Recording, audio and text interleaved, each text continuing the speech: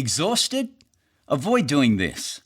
Last night I received a phone call from one of the most capable business leaders that I know. This guy is brilliant, but he was attempting to do something that is virtually impossible for anyone. He was trying to solve an incredibly complex problem when he was utterly exhausted, mentally, physically, and emotionally. Exhaustion and complex problem solving is not a good combination.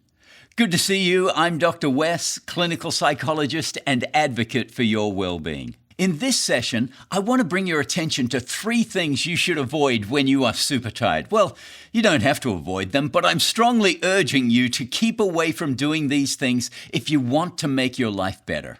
If making good decisions is important to you, and of course it is, then stop doing these 3 things when you are exhausted. Number 1.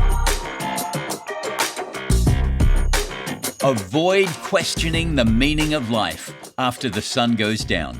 Just don't. Don't do it.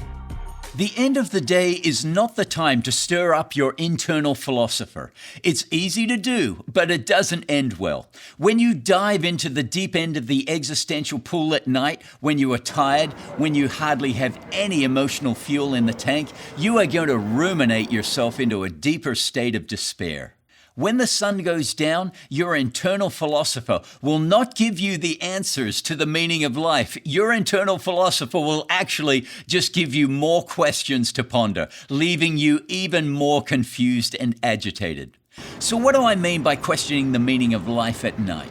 For example, if you've had a rough day at work, asking yourself, is this the right job for me, is ill-advised. It may be a legitimate question, but at night when you're exhausted, it's absolutely the wrong time to be asking it. Just don't do it. Maybe you had a tough day at school or college, failed an exam, maybe you're failing an entire class. Asking yourself late at night, should I quit, drop out, go and do something else, is a lesson in inefficiency. You're not going to come up with a premium answer.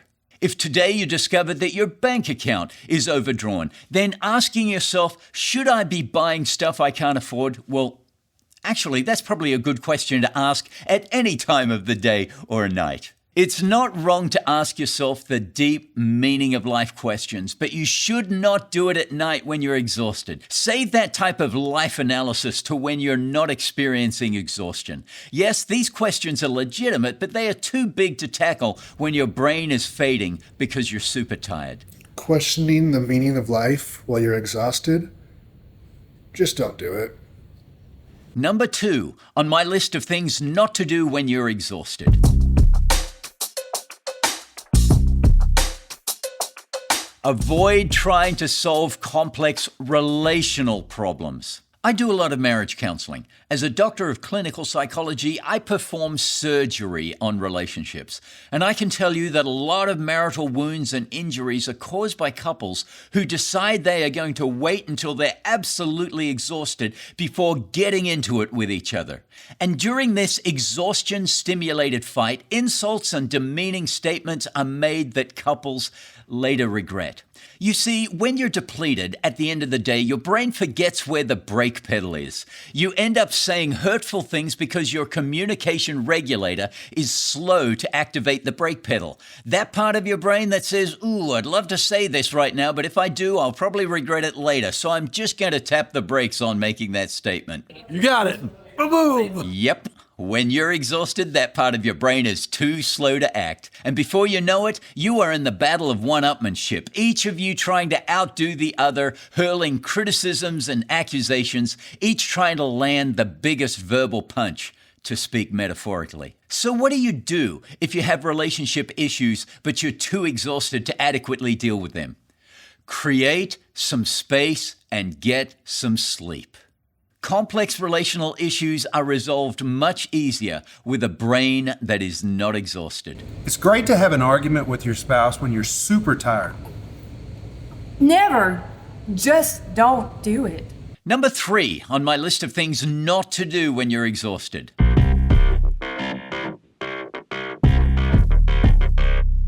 Forcing creativity.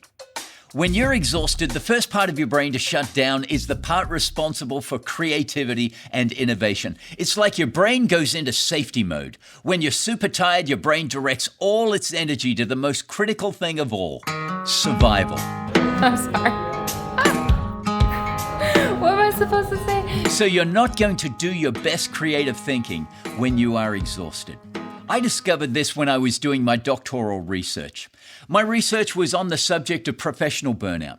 I interviewed many high-level leaders in executive roles, and I was surprised that this theme kept coming up. It was common to everyone. When you are burning out, you start to nosedive creatively. And that is a big problem in life and leadership because a lot of complex problem solving requires creative and innovative thinking. And this is why complex decision-making when you're exhausted is ill-advised. You end up making substandard decisions because you made those decisions without the benefit of the creative part of your brain. You cannot force creative thinking when you're super tired. When you try to force it, you pave the way for beating up on yourself. You have thoughts like, what's wrong with me? This is not rocket science. I should be able to do this. I'm normally good at doing this. And you're right. You are normally good at creative thinking when you're not exhausted. So don't make life, relationships, and decision-making harder. If the issue that needs to be resolved is important, then give it the benefit of your whole brain, not just half your brain that is remaining after a long, hard day. Let's revisit the main points. If you are interested in making life better, then avoid doing the following things when you're exhausted. Questioning the meaning of life after the sun goes down. Don't do it. Trying to solve complex relational problems when you're super tired, unless you want to add to your relational problems. Just don't do it. Forcing creativity out of an exhausted brain. Don't do it. The results won't represent your true ability. Dive into these issues when you are well rested and your brain isn't half shut down. You'll get better results. This could be good for you. I'm Dr. Wes, and here's to making life better. And if this has been encouraging for you in any way, there's an easy way to let me know. Subscribe.